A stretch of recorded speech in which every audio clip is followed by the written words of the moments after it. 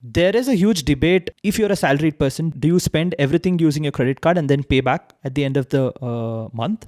Or do you spend through your bank account, right? So, what is your take on that? If you can 100% guarantee yourself that you'll not do a wasteful spending, my take is spend through credit card. But I Okay. would not advise it to everyone because people don't have control.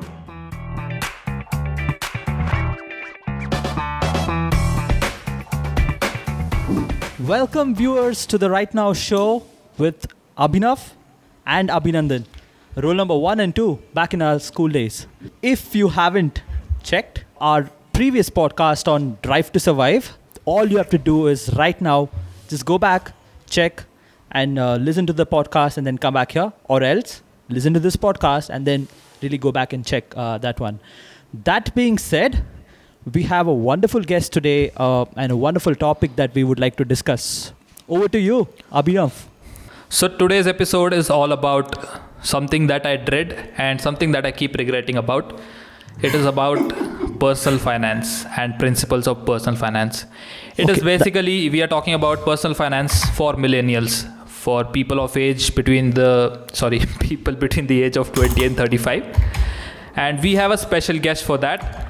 And drum roll for Amit Shivatsa. Hello, everyone. Welcome, Amit. Thank you. Thank you very much for having me because I'm a genius and you should be making use of my generous knowledge sharing output content. Yes. Yes, And the yes. the reason we invited Amit is because he happens to be my cousin and he helps me from time to time in personal finance. Yeah, So and Amit was also a senior, my senior at school.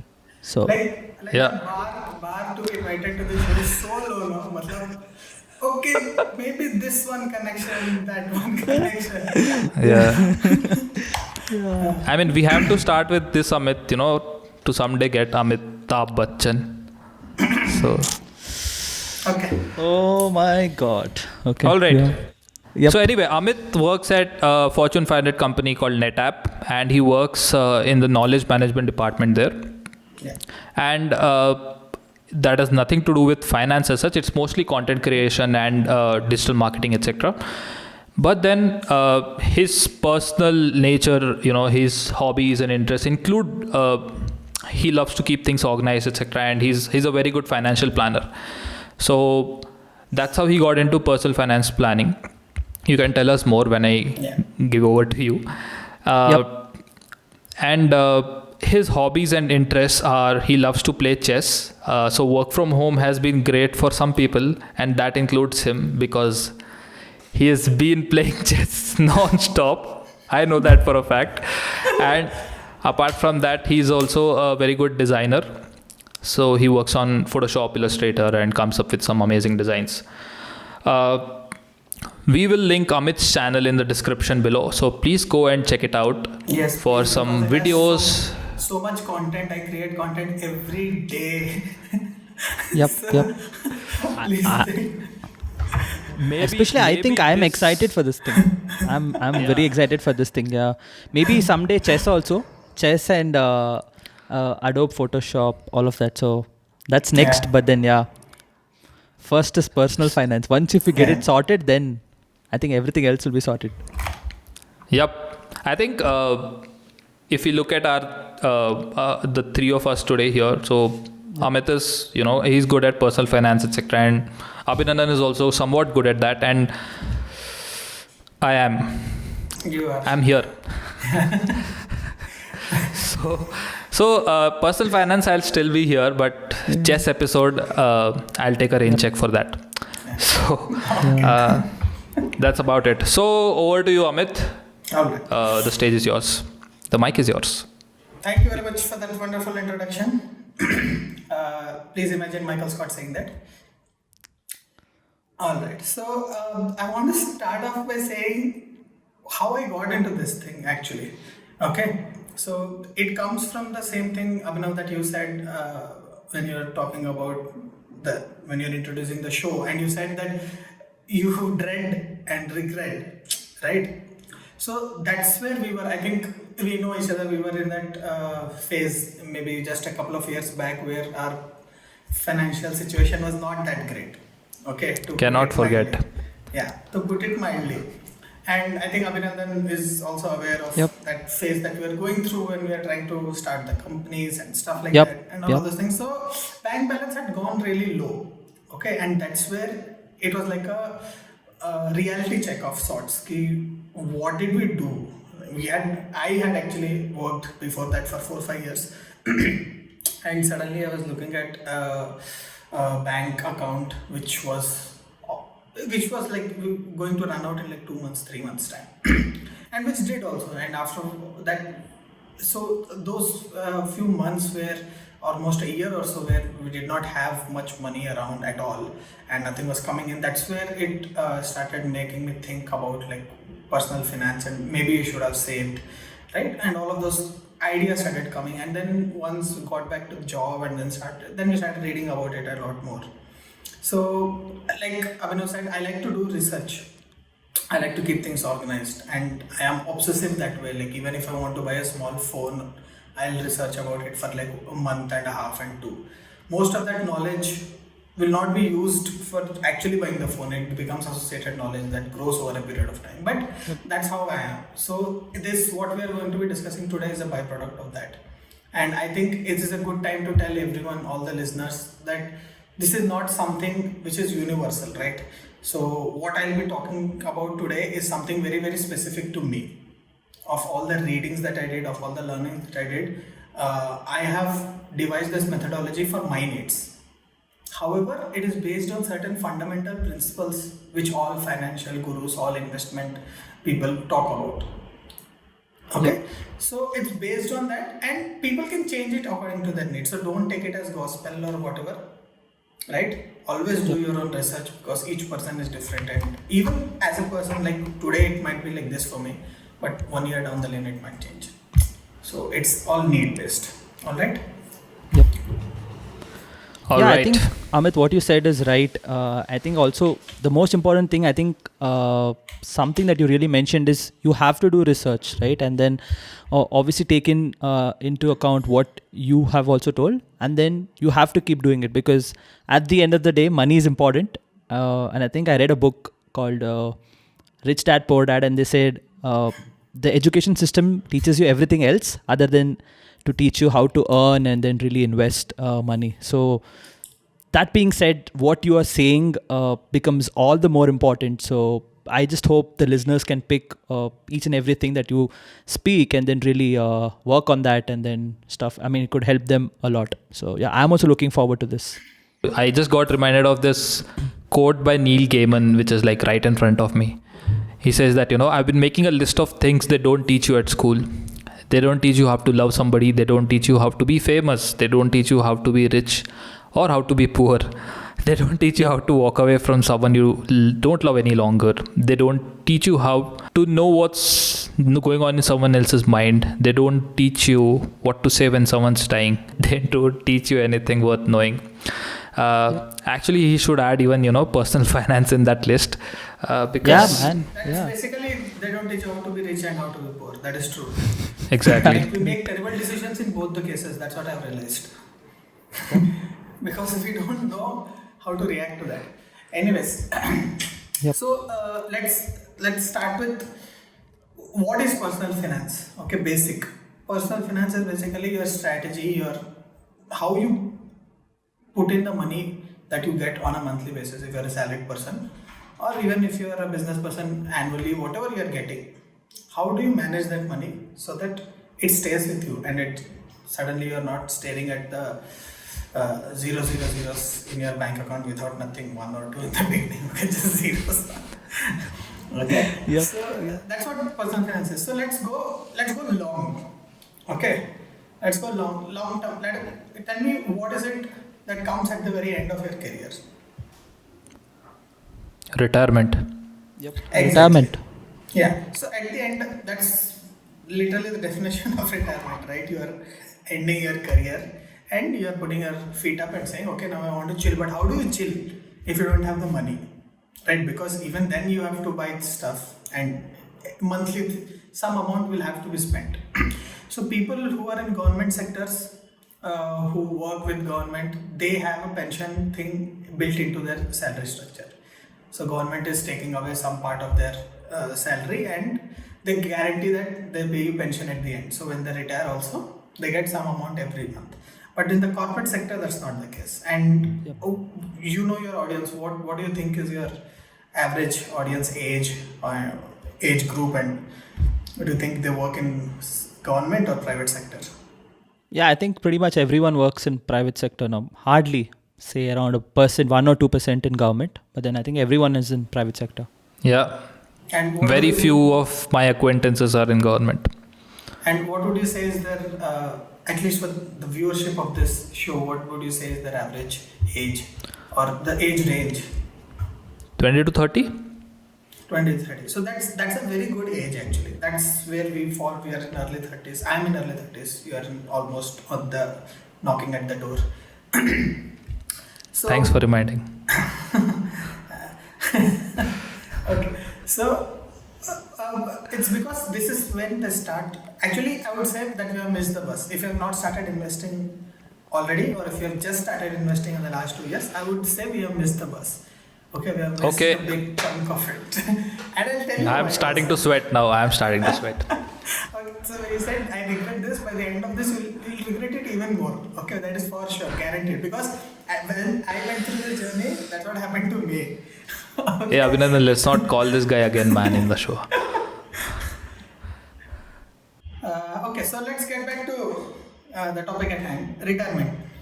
So for retirement for private people, most companies they offer something called as PF, Provident Fund. Okay, and a lot of companies what they do is they match their PF. So if they're cutting like 5,000 rupees from your salary, the company will put in 5,000 more. So that's the general rule in India. So all this goes into your provident fund, and it is given to you only after you've crossed the age of 60. Okay, so this is by default. If the company is big, if the company is smaller, if it is like less than 20 people, and if your salary is not that big, and if it's not structured, and all of those things, you might not be getting it. So you have to actually ask them. Okay, that's one important thing. But EPF is compulsory, right? For every, even startups also should have at least EPF, no? Now it has started becoming, but again, you know the case with our country, like a lot of things Correct. can go off if they're paying you in. So what happens in smaller companies is they'll show as like half the payment in cash, half in bank transfer and stuff like that. So things get messed up. Okay, Okay. got it. So what about you two? Do you have PF in your salary structures? Yes, so I work at a startup. It's like 150 to 170 people, and we have EPF basically. Do you know the percentage? It is It's usually 6%. 12? Correct. yes, 6 plus 6 it is. From your end, 6% Yeah. from Yeah. Yeah. employees' end. So it's 12%. You can go all the way up to 12% and 12%. Okay. Yeah. The employer will not match that much. Employer only continue to use 6 only. Okay. Obviously. Okay, So okay. but you can go up to a maximum of 12%. Okay. So anyways, so that is EPF. You can ask, it's a very small amount usually because the way our salaries are structured, and this is a percentage of our basic pay. So where our salaries are structured, it tends to be very small amount. For most people, it's somewhere around 2 to 5,000 a month, which is good, definitely very good. But we need to be a little bit more proactive than this, because retirement is, let us say, after 30 years, and the cost at that time will be much higher. Cost of living will be much higher. So if you can manage today in 30,000 rupees a month, you will not be able to manage in the same amount 30 years down the line, right? So Yeah. You have And to I think plan you for need to that. be more. You need to be more motivated, right? Because you have to have the drive to really wait till then. It should not be like you break off whatever you have. so you or can't. stuff like That's that. that's the thing.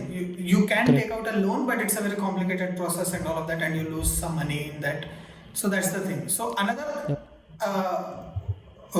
instrument that you can use to save money for retirement is NPS, which is National Pension Scheme. Okay. This is a specific scheme which voluntarily employees can ask for to their employer, or you can just directly invest in NPS directly. You don't have to get it deducted from your salary. So you have your provident fund and you have your national pension scheme. Again, with this, you can't withdraw money before the age of 60, and then you put in some money every month. Until the age of 60, the corpus gets built up. At the age of 60, you have the option of withdrawing up to 60% of it, or reinvesting it into a fund which they'll convert into a monthly installment and pay you back as Okay. a monthly salary till you are living. So this is over and above whatever your PF and all of those things. Okay, so Amit, like right now in this generation, people will be there, like Provident Fund, since the company has it in the structure itself, people will follow that. Okay. But what do you think will motivate this generation of YOLO? You only live once, like you Yeah. don't know whether I'll live till my 60s and shit. So I want to enjoy life now, and that kind of generation, because then I will have time, but I won't have the energy of the youth and all that. So Anything in life, okay, there are only two motivating factors. That's what I believe: fear Okay. and desire. Most things we do because we want to avoid something, and few things we do because we want something. Okay, so fear of negative things. So you want to avoid something negative. So that's the fear. Desire, you want something positive. So these are the only two motivating factors. So the positive. other day, other day, like you said about fear, right? Fear and desire. So like fear currently in this scenario has played a huge part in motivating youngsters to invest in insurance, especially health insurance for them and their family. Correct. क्योंकि Covid आने के बाद they're scared. Yeah. Yeah. Yeah. So fear and desire. Okay. So I'll talk about desire aspect of motivation at the end, because there is one concept that we want to discuss, and after that I'll tell you why it is desirable. Okay. Right now the fear is you have to understand that suddenly at the age of 60 you have to retire. Okay. And then you are sitting without anything. How do you pay for yourself? Right? You can't assume that I will have children who will have good jobs. If that's the case, very good, well and good. But we don't know what will happen 30 years down the line, right? Yeah. So you have to be scared of it. Think of it as COVID situation. You don't know what is going to happen 3 months down the line. Forget about 30 years. Yeah. Correct. But So- Amit, I have one more question. Okay, so when we're Yeah. talking about long term, right, and you're talking about retirement, do you, or is the concept of investing such a way that are we investing so that we cover our only personal needs then, or we're also covering certain wants, right? The desire part that you talked about. Maybe if I want to be after 60, I want to travel somewhere. So is that also covered? Should we cover that also? You should, but this is not the instrument for that. Yeah. Okay. So we'll discuss Got about it. that a lot more. This is basically, you should not go broke when you retire.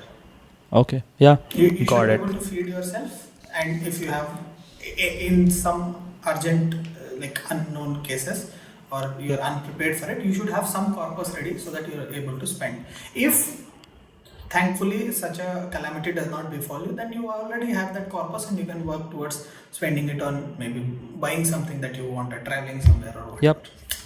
Okay, So basically getting your basics covered. Yes, That's what it is. that is the basic thing, because your salary will stop once you retire. Yep. So this is the replacement to your salary. Okay.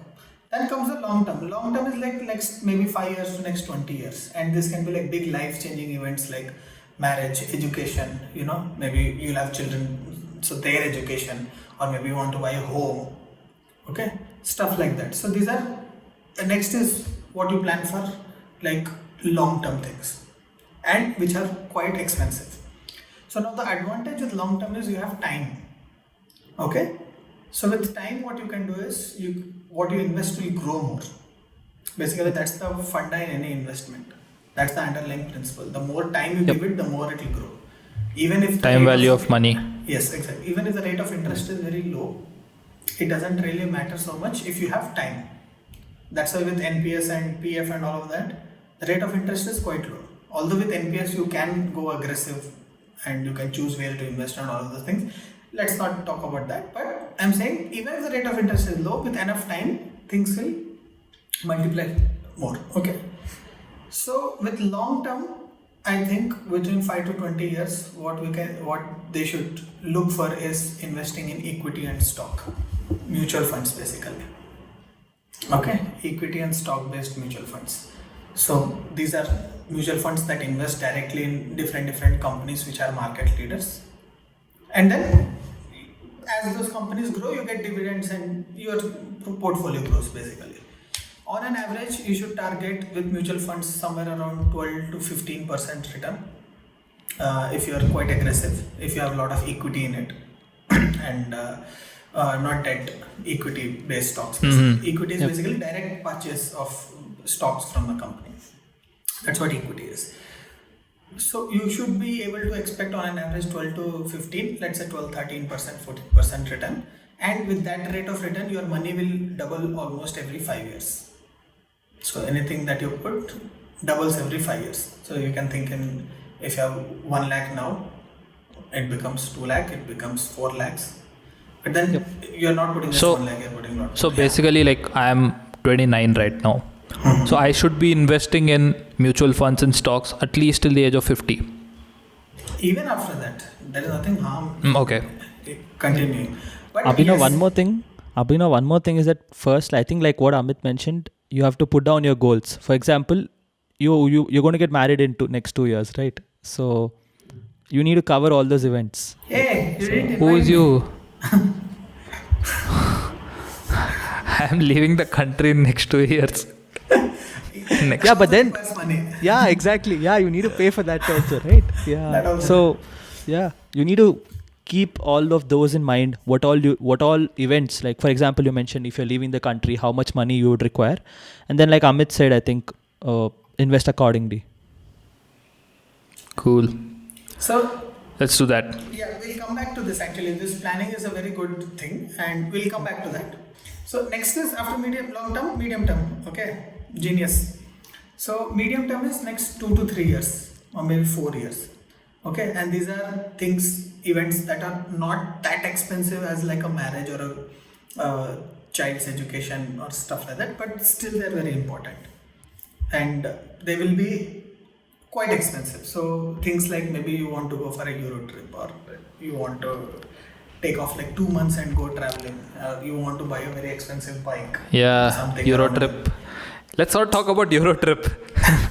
2 years continuously, Euro trip has gone for a toss now. So things like this. Okay. What Abhinandan, tell me one thing that you want to do in the next 3 years which would require money. Don't say Yeah, Euro I trip. think like Abhinav said, right? Looking to go abroad. So obviously I need a corpus, and I need a corpus once I go abroad, right? So you need to have that that initial cushion where you have to spend out of your pocket. So say, I mean, if I could put a value to that, in Indian rupees, it's around say 7 lakhs or 6 lakhs rupees, right? So you need to have that money. So that's the Yeah. immediate next 2-3 year term. Yeah. Yeah, and that's a very good amount actually, because these are the goals which should not be costing more than that. Like you can buy Yes. a bike, expensive bike. 6 lakhs for a bike is a lot. You start pushing into like very good bikes. Okay. Yep. But so Abhinandan this- likes only Pulsar. Okay, sorry for the segue. Okay. So these are the things for a short term, and for this, what you can do is, because you don't have time to play with, it's next 2 years, 3 years, so you can't take so much of risk. So you should go for something safer options like gold, which you know for sure will grow, government bonds, okay, or fixed deposits. These are actually not fixed deposits because recently, let's say something like gold and bonds and market linked mutual funds. Okay. Yep. So you know this grow for sure, and the rate of return won't be so much, and you can invest a certain amount and get back in next 2-3 years. So that is the medium term goals and how you can achieve. Finally, short term. Short term is like within next 10-15 months, maybe 2 years maximum. Okay, so you want to buy a computer. Now you are starting all this podcast and also Yep. you will want to buy maybe a better mic, a better light, a better camera, hardware. And how much they will cost? 50,000, 1 lakh. Yep. Of course, there is no limit. You can buy just mics worth 20 lakhs. Can you do that? Oh, yeah. What is it? What, you're some Dr. Dre or something? What is the dream setup? I will not tell me. How much will it cost? My dream setup. Including, let's say, good system, good camera. Yeah. Don't just Okay. I can spend, so I'll spend. Not like that. Decent. Okay, I'll just think out aloud and you guys can, add it up or something like that. A MacBook Pro, okay, proper 60 to 24 GB one, 1.5 lakhs. 1.5 lakhs, and let's then go max out 2 lakhs. Yep. 2 lakhs, cool, okay. And then I'll need a really good monitor, so 30,000. 60,000. 30,000. Okay. 50 man, keep it 50, okay. 2.5. Huh. Yeah, because I want that color and all that thing. Anyway, and then you just stop at 9.5. Okay, that is my guess. 2.5 I need a already. new DSLR. Definitely, I need one new DSLR. 1.5. And 1.5 is too conservative. 2. Ah, 4.5 already. 4.5. 2.2 something like that. Oh, 2. Okay. And then- you'll need a good bag. Yeah, bag and all this 10K you can get. Okay. Yeah, enough. Abhinav, we're already at 4.5 lakhs. Anything more you want Alright. to add? Yeah, of course. I'll need lights. Lights are like major thing, right? Lights and then camera stands, etc. Because for a sun is not enough, no? Yeah. Oh, you're some Emmanuel Lubezki or what? You'll shoot in natural light full time. So Didn't get lights are very important. Yeah. Okay, Emmanuel Lubezki is cinematographer of Revenant. take basically expensive Man, lights. okay. How much? Expensive. 1 lakh. 1 lakh for lights and 5.5. light stands and all those 5.5. accessories. 5.5. Okay, yeah. 6. Yeah, and audio proofing and all that. So that will take me another 30K or something like that. Okay. How much- Okay. 6.5. Around. Okay. So I think I'll rest for now. I can't think of more. I can't get more 7 greedy. lakhs. So, and 7 lakhs Yeah. doesn't fall into like short term. Sorry to disappoint you. Oh, Okay. So you can fix one of these things. all right. Basically, So I'll just settle for a camera and lights for now. So we'll be at Okay. like 1.5, 2 lakhs. Stuff like this. Yeah. Small things. Okay. Small things. For our brother, small is the definition of small is quite different. Very big. So small things, gadgets, small luxury trips you want to take somewhere are short term, next 10 to 15 months. And for that you can go into RDs, FDs, saving schemes like that. Okay. So or you can also go for EMIs. So basically there are two different schools of thought. Let us say you want to buy a computer, MacBook Pro, worth 1.2 lakhs. Okay. So basically it's 10,000 per month. So you can go about it two ways. Either you save 10,000 every month for the next 1 year, and at the end of the year you buy 1.2 lakhs worth of your computer, or you take a loan right now, or you take a credit card and we have zero EMI, all of that stuff. So you spend the money that you don't have right now and then pay 10,000 over the next 12 months. Okay. So how those two schools of thought differ is they say that right now the value of 1.2 lakhs is more than 1.2 lakhs 1 year down the line because of inflation. Okay.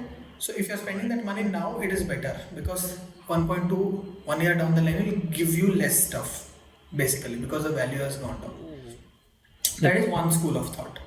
The opposite school of thought to that is don't spend the money beforehand, right? Save up and then spend the money.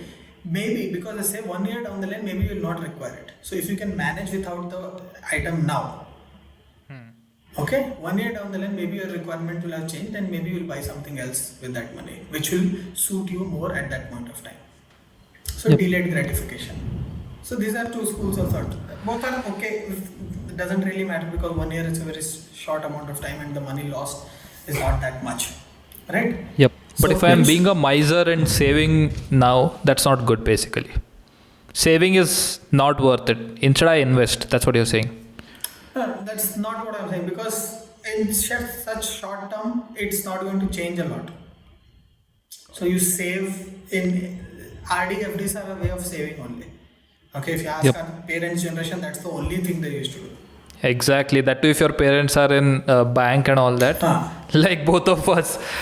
FD में डाल देना यार, RD बना देना यार. Correct. Like that's what they understand because you have to understand why it is like that because the generation that they grew up in, 60s, 70s, 80s, India did not really have all these financial instruments that we have today. Correct. Yeah. So there was no Totally. way for them to do it, and for them that's the only.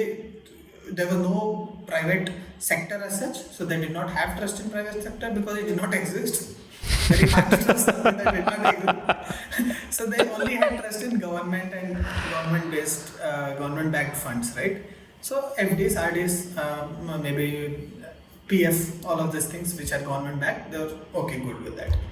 Yeah. 90s But onwards- Amit, yeah, tell me. I have a follow-up question. Okay, so you were speaking about spending, and I wanted to get your opinion on this, right? So it's a slight transgression from what we're talking about in terms of savings, but then there is a huge debate because especially when you mention credit card, right? So there's a huge debate with respect to if you're a salaried person, do you spend your credit card, right? Do you spend everything using your credit card and then pay back at the end of the month, or do you spend through your bank account, right? So what is your take on that? My take is spend through credit card. But Okay. I would not advise it to everyone because people don't have control. Yep. If you can 100% guarantee yourself that you will not do a wasteful spending, if not 100%, at least 90%. Yep. Like you will not get carried away by your credit limits. Okay, Yeah. like my credit, I have 5 credit cards, and credit cards, the limits for all of them put together it's 12 times my monthly salary. Yep. Okay, so I should not get carried away because that is not my earning. Yeah. So I should only spend how much, even my monthly salary I should not be spending. Whatever I have designated 30-40% of my salary as, okay, these are my daily needs and stuff like that, I should be spending only on that. Why I prefer spending on credit card is because once I spend on credit card, it gives you this 45 days of interest-free time. Yep. Right? So in those 45 days, the salary has not been touched and it is there in my account and is earning interest. Correct. Yep. So it's only 100 rupees or whatever over a quarter or 200, 300 rupees, but still free money. Also, another thing is if I want, that money is there for me for anything urgently. Because most Correct. urgent things, they require cash in India. Yeah. And Yeah. cash eases things out a lot. So I want to keep cash ready and keep it safe. And I'll spend only how much I want. So all the credit cards put together, for me, it's not more than my 30% of my salary when I actually pay them at the end of the month. Okay. Yep. And you should be paying because if you don't pay, that is worse. Yeah. Long Yeah. term, True. long Totally. term impact of that is terrible. So you should be Yep. paying. So if you have that control and if you have that discipline to pay it back every month, Yeah. that's you can do. Because see, understand how credit cards earn money. They earn money when people don't pay. Deferred payments. Yeah, it's a counterintuitive thing. Like if you don't pay a credit card bill, you start paying interest on it, and the interest looks small, but it is not. It is 36%. Yep. A Totally. year. Yeah. And that is the reason, boys, I don't have a credit card. No, but Is- I tell you is one that- more And positive also of that. laziness. Because you're so broke that credit cards are like, हमने तो इसको. But I No, think dude, one more I've encountered enough, those credit card guys in malls and all that. I just know Yeah. to avoid them Yeah, so because I'm it's- lazy, maybe. Yeah, like what Amit said, right? I also use credit cards for everything, and I think one more positive also is that your credit score improves. So Yeah. the more you If- keep paying, and then paying back, your credit score improves, and then you can probably credit score is the basis for all your loans when you're going for any Yeah. loan, right? So Yeah, true. So if you have I didn't want to talk about credit cards because it's a whole big thing. But Yep. one last thing, if you have a credit card, make sure that you use it. Yep. Every now and then spend some, don't just leave it because that's also terrible. Don't spend Yeah. too much, but small charges like 100, 200, just it refreshes your score every time you use it. That's the only reason. So. And if you that brings us to the paid promotion of today.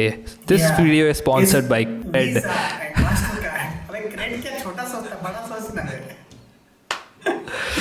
Abhinav, I'll get you a credit card. Don't worry. Just wait. Hang in there. Download Cred. That's what Alka said.